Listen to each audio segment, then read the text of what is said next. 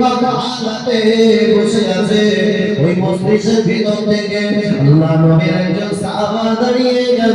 আল্লাহ নবীর দিকে তাকিয়ে বললেন, ইয়া রাসূলুল্লাহ, ইয়া হাবিবাল্লাহ, হুজুর যদি অনুমতি দেয়, হুজুর যদি পারমিশন দেয়, হুজুর আপনার কাছে আমার একটা পাওনা আছে, আমার পাওনাটা কি হুজুর আপনি আমার মিটিয়ে দেবেন?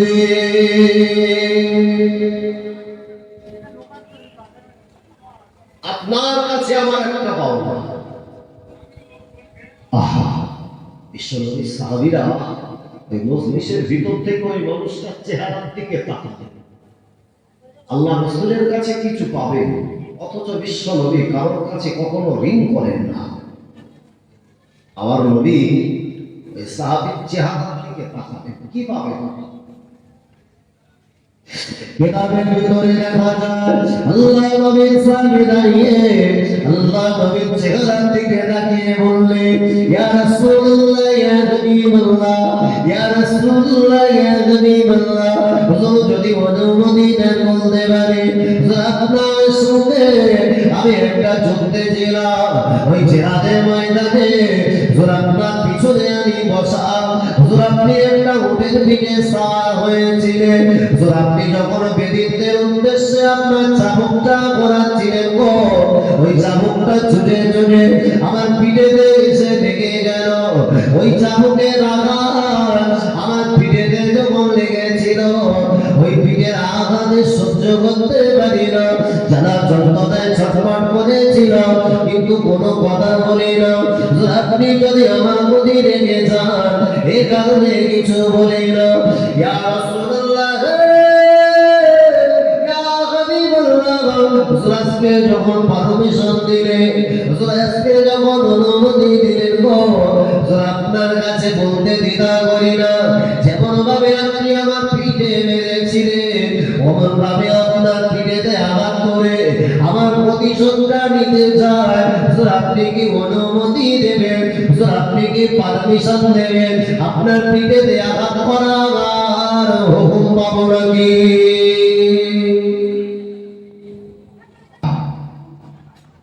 কোন ঋণ তথা টাকা পাবেন এমন টাকা, বরং নবী মেরেছিলেন ওই মাঠটাকে সে রিটার্ন করে নবীকে মারবে।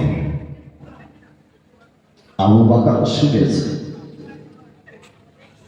কিতাবের ভিতরে দেখা যায়, কিতাব সংগ্রহে ওই সাহাবীর নাম হলো হযরত সাদ বিন আবি ওয়াক্কাস রাদিয়াল্লাহু আনহু। ওই সময় নবীকে বলবা বলে আল্লাহ নবীর সাহাবীদের ভিতর থেকে হযরত আবু বকর রাদিয়াল্লাহু আনহু দাঁড়িয়ে গেল।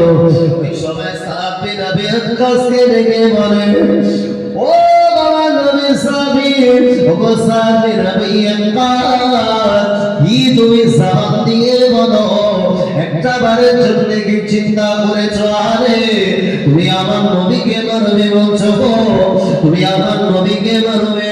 আমি আবু বকর আমার জিন্দেগিতে বেঁচে থাকা অবস্থানে আল্লাহর নবীর চেহারাতে একটা কোনো আঘাত করো, আমি আবু বকর সহ্য করতে পারবো না, আমি আবু বকর মেনে নেব না, বরং আমি আবু বকর ছাড়িয়ে দিলাম। আমার নবীর মারার পরিবর্তে আমার নবীকে মারার আগে আমি আবু বকর আমার পিঠটা বেঁধে দেব। আমার নবীকে মেরো না, আবু বকরের পিঠেতে আঘাত করো। জোরে বলে চিনতে হবে না। আর এই তাকবীর, আমার এই নবীর জন্য আমি আবু বকর আমার জীবনের সর্বস্ব কুরবান করেছি। স্যার তুমি জানো, কঠিন এমন একটা দিন, একটা রাত পার করেছিলাম, গোটা মক্কার মানুষ আমাদের বিরুদ্ধে, যেখানে পাবে সেখানে তারা আমাদের মেরে ফেলবে, আমার নবীকে মারবে।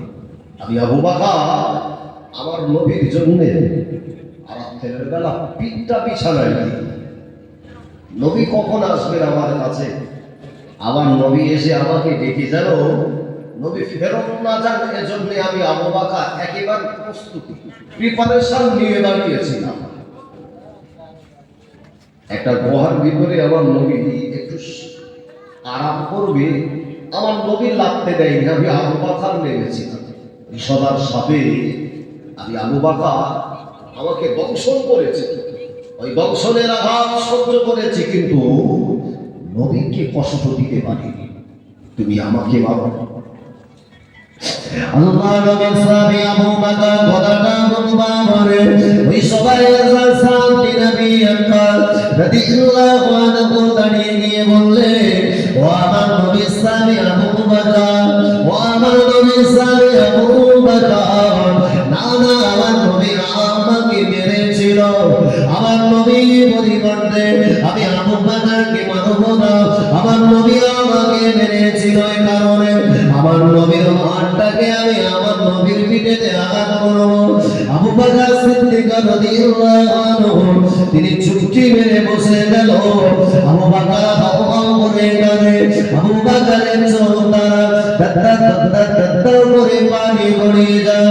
ওই সময় ওমর দাঁড়িয়ে আল্লাহ নবীর চেহারার দিকে তাকিয়ে আল্লাহ নবীকে বললে, ইয়া রাসূলুল্লাহ, ইয়া হাবিবাল্লাহ, যদি ওমরকে অনুমতি দেয় আমি ওমর জানিয়ে দিলাম, আমি ওমর বলে দিলাম আমার লঙ্কা তলোয়ার আমি সাথে নবী আকরামের গর্দা উদ্দেশ্য করে চালিয়ে দেহ থেকে গর্দানটা আলাদা করে দেব। ইয়া রাসূলুল্লাহ, ইয়া হাবিবাল্লাহ, আপনার সঙ্গে কোন মানুষ বেয়াদবি করবে আমি ওমর মেনে নিতে পারি না। আল্লাহ নবী সাহাবী ওমর কথাটা বলবা বলে দে। আল্লাহ নবী বললেন, বাবা ওমর, বাবা ওমর, সবর করো, সবর করো, চিন্তিত করো না বাবা, ঘাবড়ে যেও না বাবা। আল্লাহ নবী বিশ্ব নবী বললেন, বাবা সাহেব, এবার তুমি আমার দিকে এগিয়ে এসো। আল্লাহ নবী সাহাবীরা ওই দিনে সবাই একত্রিত হয়ে হাও হাও করে দেখতে থাকে। টোটাল মদিনার জমিনে যেন একটা মৃদু কান্নার হাওয়া